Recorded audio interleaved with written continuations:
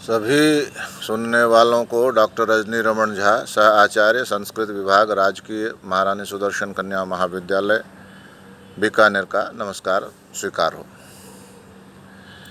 मैंने आप लोगों को किरातार्जुनीयम के 31 श्लोक पढ़ाए थे, 32। अब हम 33वें श्लोक पर चलते हैं।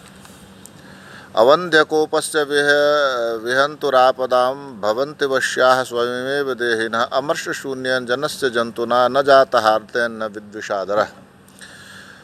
कि अवंध्यकोपस्य आपदां विहंतुम देहिनः स्वयं एव वश्या भवन्ति, जिसका क्रोध व्यर्थ नहीं जाता और जो दूसरे को अवश्य दंड देता है, लोग स्वयं उसके वश में हो जाते हैं। यानी कोई गुस्सा करता है और उस गुस्से का कोई मतलब ही नहीं है, तो कोई उसके वश में नहीं होगा। जो दंड देगा, जिससे डरते हैं लोग, उसके अधीन हो जाते हैं। फिर कहते हैं कि जो अमर्ष शून्य जंतु है, जो अमर्ष शून्य व्यक्ति है, जात हार देन, उसका जात हार देन उसके प्रति स्नेह यदि हो जाए तो जनस्य आदरः न भवति, उस आदमी का स्नेह नहीं होता, उस आदमी का आदर नहीं होता। अर्थात जिसको अमर्ष शून्य जनता, जिसको क्रोध नहीं आता है और जात हार्देन, उत्पन्न हुए हार्दिक स्नेह से, अगर उसके मन में सबके लिए प्रेम ही है और क्रोध नहीं आता है, तो क्या होता है कि उसको आदर नहीं मिलता है। यानी खाली प्रेम करने से कुछ नहीं होगा। यदि आप आदर चाहते हैं तो कुछ आपको क्रोध करना ही होगा, कड़ा होना ही होगा। वा विद्वेषादरः न भवति, या फिर शत्रु उससे डरते नहीं हैं। मित्र उसको आदर नहीं देते और शत्रु उससे डरते नहीं हैं। तो इसलिए कहा गया है कि जिसके क्रोध नहीं होता, केवल स्नेह ही स्नेह करता है, तो निश्चय ही मित्र उसको प्रेम नहीं करता, मित्र उसको आदर नहीं देते और शत्रु उससे डरते नहीं हैं। आगे कहते हैं कि परिभ्रमण लोहित चंदनोचितः पदातिरंतर गिरि रेणु ऋषितः महारथ सत्यधनस्य मानसम दुनोति नो कच्चिदयम वृकोदरः। कि जो भीम है, जिसका शरीर लोहित चंदन से, लाल चंदन से होना चाहिए, उसके शरीर पर लाल चंदन होना चाहिए, आज वह लोहित चंदनोचित महारथ, वह महारथ अयम वृकोदर, यह जो भीम है वह रेणु ऋषितः, किससे? धूल से भरे हुए शरीर से, पदाति पैदल पैदल, अंतरगिरि परिभ्रमण, पर्वत पर इधर से उधर घूमता रहता है। ऐसे सत्य धनस्य मानसम, आपके जो आप अपने को सत्य धन मानते हैं कि सत्य ही मेरा सबसे बड़ा धन है, तो उस आप सत्य धन के मानस को कच्चित न दुनोती, वह परेशान क्यों नहीं करता, ये बात कष्ट क्यों नहीं पहुंचाती। जो भीम चंदन से, लाल चंदन का लेप किए जाने योग्य है, जिसका शरीर, जिस भीम का, वह भीम घूमता है धूली से भरा शरीर लिए हुए पैदल पैदल पर्वतों के बीच में। तो आप जो आपका जो सत्य धन है, आप सत्य आपका धन है, सत्यवादी हैं आप, सत्य पर चलने वाले हैं आप, तो ऐसे सत्य धन का क्यों नहीं आपके चित्त को कष्ट पहुंचाता है? कौन? ये इस तरह से घूमता हुआ भीम। उसके बाद कहते हैं विजित्र यह प्राज्यमय छद उत्तरान कुरु न कुप्यम वसुवासवोपम स वल्कल वासांसि तवाधुना हरन करोतु मन्युम न कथम धनंजय। वासवोपम, जो कि इंद्र के समान पराक्रम में इंद्र की बराबरी करता है। वासवोपम, यह जिस धनंजय यानी अर्जुन ने यह उत्तरान कुरुन उत्तर कुरुओं को विजित्य जीत कर अकुप्यम वसु अयच्छत, आपके लिए अकुप्यम वसु सोने चांदी का धन लाकर देता था। अकुप्य सोना चांदी रुपये धन, वसु अयच्छत धन दिया करते थे। स धनंजय, वे धनंजय अधुना वलकल वांसास, वलकल पहने हुए, वनवासियों के वनवास में जो जाते हैं ना वो वलकल पहनते हैं, पेड़ों की छाल से वो कपड़े बनते थे। तो आहरण, वे इस वलकल से बने हुए वस्त्रों को आहरण पहनते हुए तब मन्युम कथम न करोति, आपके मन में क्रोध को क्यों नहीं उत्पन्न करते हैं। क्या कहा कि वे पहले जो आपने यज्ञ किए या अर्जुन को भेजा राज्यों को जीतने के लिए, तो वह उत्तर कुरु नाम के राज्य को जीतकर उन्होंने बहुत सारा सोना चांदी आपको लाकर दिया, और वे इंद्र के समान वो हैं, पराक्रमी हैं। ऐसे अर्जुन अब वलकल पहने रहते हैं, जो पेड़ की छाल है उसको वलकल कहते हैं। तो पेड़ की छाल से बने वलकल रूपी वस्त्र को धारण करने वाले वे अर्जुन वनवास के समय का वस्त्र है।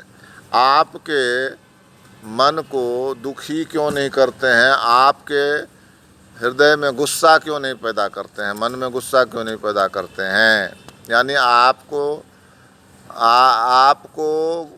ये क्रोध क्यों नहीं पकड़ता। आपने गुस्सा करना चाहिए किस पर, दुर्योधन पर, क्योंकि उसके कारण से ही यह दशा हुई है हम सब की।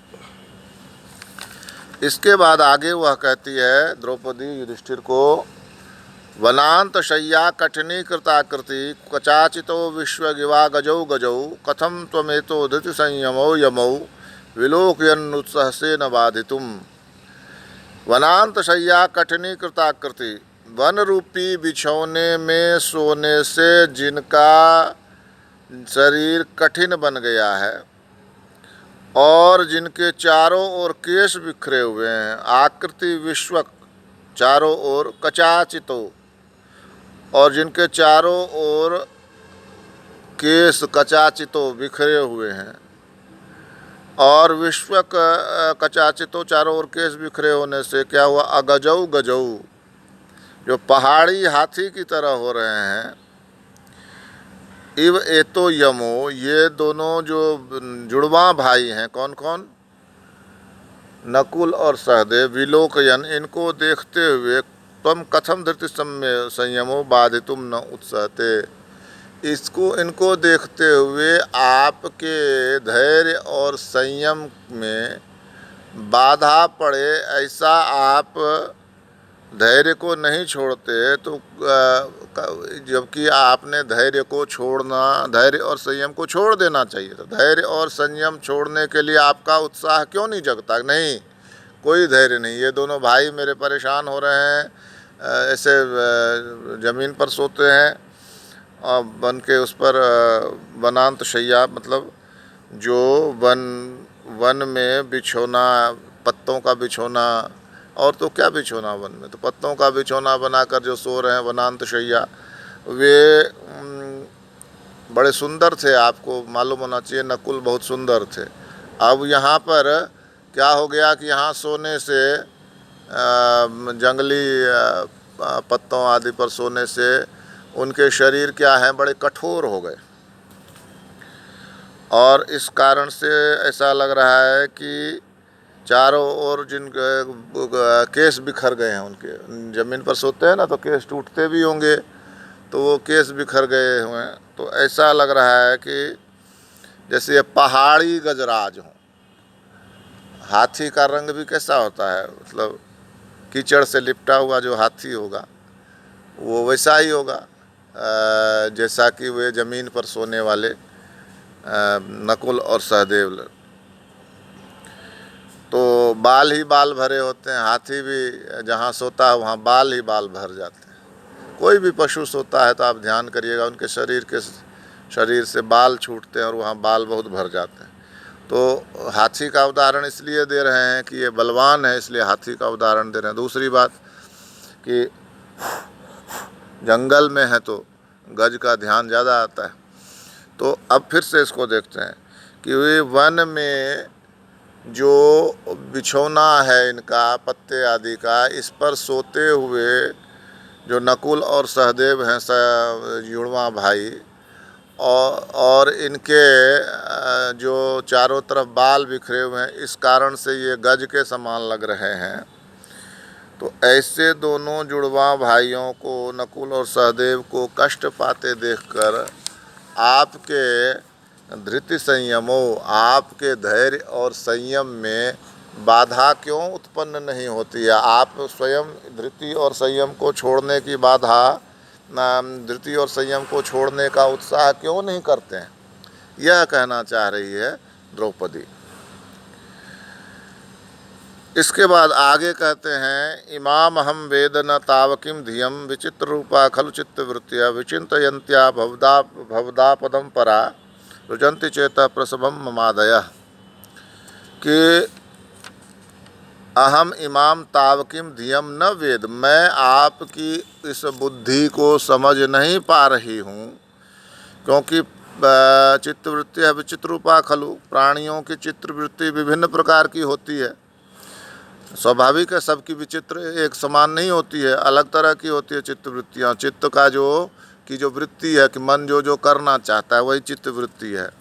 अब पराम भवता पदम विचिंतयन्त्याः, ऐसे में जब मैं पराम भवता पदम, जब मैं आपकी विपत्ति के विषय में विचिंतयन्त्याः सोचती हूँ, मम आधया, तो मेरी जो मानसिक पीड़ा है, मम आधया प्रसभम चेता रुजंती, तो मेरे चित्त को बलपूर्वक तोड़ देती हैं। मैं आपकी बुद्धि को नहीं समझ पा रही हूँ, और प्राणियों की चित्तवृत्तियाँ अलग अलग होती हैं, तो आप क्या सोचते हैं ये मैं नहीं समझ पा रही हूँ। लेकिन जब मैं आपकी विपत्ति के विषय में सोचती हूँ तो मेरी पीड़ाएं, मेरी जो चिंताएं हैं, वे मेरे चित्त को बलपूर्वक तोड़ देती हैं। यानी एक तरह से द्रौपदी यह भी कहना चाह रही है कि मुझे आपके लिए भी दुख है, आप जो कष्ट पा रहे हैं उसके लिए भी मुझे उतना ही दुख है जितना भीम, अर्जुन, नकुल, सहदेव के लिए है। यहाँ यह कहने का तात्पर्य है। आगे कहते हैं, पुराधिरूढ़ शयनम महाधनम विबोध्य से यह स्तुति गीत मंगलैः अदभ्र दर्भामधिशय्य स्थलीम जहासी निद्राम शिवै शिवारुते। पहले पुरा यह महाधनम शयनम अधिरूढ़, पहले जो आप बहुत बहुमूल्य बिछोने पर सोते थे, स्तुति गीति मंगलय विबोध्य से, और स्तुति से, मंगल गीतों से जगाए जाते थे। स त्वम, ऐसे आप अदभ्र दर्भाम, बहुत थोड़े से, अदभ्र कहते हैं, अदभ्र मतलब होता है बहुत अधिक, अदभ्र बहुत अधिक, तो बहुत अधिक कुछ घास से ढकी हुई। फिर से समझिए इसको कि पहले आप बहुत महंगे शयन पर अधिरूढ़ बैठते थे, सोते थे, और स्तुति गीति मंगले, स्तुतियों से और मंगल गीतों से जो चारण वगैरह जगाते थे ना, तो उससे जागते थे। वैसे आप अदभ्र दर्भाम, जो बहुत अधिक घास है जिसमें, अदभ्र मतलब बहुत अधिक, दर्भाम जो घास है जिसमें, ऐसी स्थलीम, ऐसे स्थल को, अधिरूह्य, ऐसे स्थल पर अधिरूह्य मतलब आरूढ़ होकर, अशिवैः शिवारुतैः, अशिवैः अकल्याणकारी, शिवारुतैः सियारिनों की बोली से, निद्राम जहासी, अपने निद्रा को त्यागते हैं। इसमें क्या कहा कि पहले आप बहुत महंगे बिछौने पर सोते थे और आपको जगाते थे कैसे? तो स्तुतियों के द्वारा, मंगल गीतों के द्वारा। अब आप जो हैं कहाँ सोते हैं? तो इस वन में जो घास है बहुत सारी, उस घास में सोते हैं। और नींद किससे आपकी खुलती है? तो कहते हैं नींद खुलती है आपकी अशिवय शिवारुते, अमंगलकारी सियारिनों की आवाज़ से, श्रृगालियों की आवाज़ से, गीदड़ियों की आवाज़ से। गीदड़ियों की आवाज़ अच्छी नहीं मानी जाती, तो लेकिन सुबह सुबह वो हुआ करने लगती है तो कि कोई भी नहीं सो सकता। तो ऐसे में आपकी नींद इन गीदड़ियों की हुआ से खुलती है। तो ये कितना बड़ा अंतर आ गया कि पहले आपको स्तुति मंगल से जगाया जाता था और अब आपको इन गीदड़ियों की आवाज़ से जगाया आप जागते हैं। तो आप कुछ तो ध्यान करें कि आप किस अवस्था में थे और किस अवस्था में आ गए, यह इसका अभिप्राय है। तो इस प्रकार हमने 38 श्लोकों तक पारायण किया। शेष श्लोकों का पारायण हम आगे करेंगे। धन्यवाद।